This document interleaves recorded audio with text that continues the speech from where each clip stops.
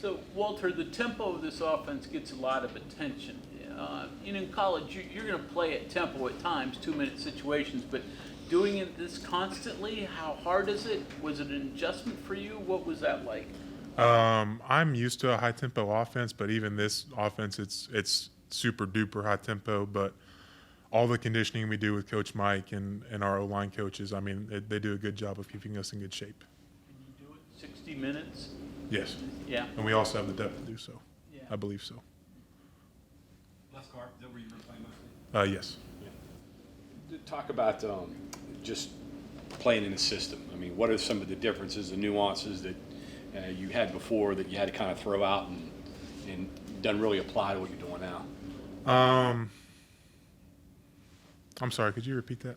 Just the differences. What the differences in what you were used to for your career to what you're doing now? What are some of those differences? I'd say in my previous offense, they're sort of similar. Okay. They're not too different. I mean, there's definitely concepts that are tweaked a little bit, but my previous offense and this offense are sort of similar in the same way, but I believe this one, will be fine. A lot of zone blocking. A lot of zone blocking, a lot of inside zone, a lot of quick passes, stuff like that. I'm used to that. Do you have as much quarterback run and option stuff as this one did previously? Sort of. Mm-hmm. Sort of. That's one of the reasons why I like the offense is because I'm sort of used to it. You said you're working on mostly left guard. Is that what you said? Yes. So what other, because Coach Bicknell's talked about needing versatility, everyone needing to be play everywhere else on the offensive line. What other spots on the line are you also comfortable with if needed, or maybe need to work on more if you were thrown into that position? Right guard. I do have a little bit of experience at tackle, and I have snapped a little bit. So, like, not necessarily an expert in those areas, but How long ago did you snap? I snapped a little bit this spring. I didn't practice at center, but like I would snap. Yeah. So when you were looking to transfer, was the system a big draw for you? What was it that ultimately made you decide? The trust, and it's weird. I have a different scenario because two of my former coaches, Coach Ryan Stanchek and Coach Greg Fry. Ryan Stanchek was a 3-time All-American here under Coach Rodriguez. He told me what Coach Rodriguez is all about. And my other coach, Coach Greg Fry, phenomenal coach, he also told me a lot about what Coach Rodriguez is about. And a lot of the time in the portal, it's about who can you really trust. Like, everybody's trying to sell you something, but you don't really know until you actually get there. And I was sold partially because I had two former coaches that told me what West Virginia is going to be like. Were you aware, did Rich talk to Stanchek and Fry at all about you? Were you aware of any of that, or? No. No. Not until after I think I committed. Yeah. But I talked to them before. Kind of going off of that, did Ryan Switzer is also a wide receiver coach. He's a native of West Virginia. Did he tell you what life might be like here, living here in the state? He did not. But he did talk a little bit about his journey to me a little bit, but no, he didn't talk too much about it. What did Ryan and Coach Fry tell you about Rich? Because they could fill in a lot of blanks, I'm sure. Yeah, he's just it's the slogan, the motto, hard edge. I mean, it's his way, and it works, and it's a proven method. Do you remember your first college game that you played in? Yep, Jack State. How about that? Small world, right? Yeah. Did you have any? I mean, you had no idea, but did you? I don't know if you look back at that way they played. It's very early for Rich, but anything about that experience that kind of stands out now? Not particularly. It is something cool to look back on, but no, nothing really stands out other than it was my first snaps. It was one of the best nights of my life. Well, there's reading some about your heritage, your background growing up. How important has some of those things been to you? It looked like from a couple of quotes that I read that that's been a big part of your life. Yeah, my two goals playing this sport are, one, to glorify God, and then I do want to honor my tribe and my family. My tribe's been there most of my growing up. My grandpa was the chairman. He was the treasurer for 40 plus years. I mean, I'm really close with my Kiowa tribe. I was reading a little bit about that too. The Kiowa Gord, I think, community or tribe. Kiowa And Gord said- clan. Yeah, that said you dance and do everything. Have you shown anybody else that, or is that just No. reserved for those days? It's kind of like a private thing. Now I talk about it openly, but like the location and stuff like that, like it's a little private. But like the dances and stuff, I could show that to people, but I get a little awkward doing that. From You Oklahoma. spent most of your life in Oklahoma, man. Yeah. What's it like getting out of there, getting away from there, number one, and number two, having grown up in the shadow of Oklahoma University? It's a little cooler up here, that's for sure. But no, yeah, less wind. Growing up in the shadow of Oklahoma, honestly, I haven't thought about it too much. Like I was always focused about, and why I picked Tulsa. There was a couple reasons why I walked on.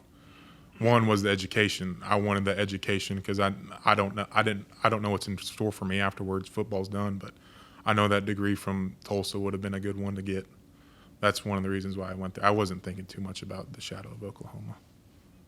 Walter, you mentioned walking on. Obviously, WVU has a huge tradition of walk-ons going on to success. I mean, talk about that journey of being a walk-on, earning that scholarship, and now getting to this point where you're at a Power 4 program. Yeah, that was a scary time in my life, honestly, because I mean, being a walk-on and the education at Tulsa is $70,000 a year, and taking money from your grandma, I mean, that sucks. But the pressure from that definitely, like, pressure builds diamonds. The pressure from that moment and what I wanted to do and what the scholarship meant to my family, how it would honor them and how it would glorify God. I mean, that definitely pushed me. And then even after I got the scholarship, there was still work to do and to glorify God and stuff like that. So The decision to come here, it's a completely different way of life than you were accustomed to. Was it a feeling of wanting to branch out and do something different? What was the thought process? I mean, it's a different part of the country, different topography, the whole 9 yards from what you're used to.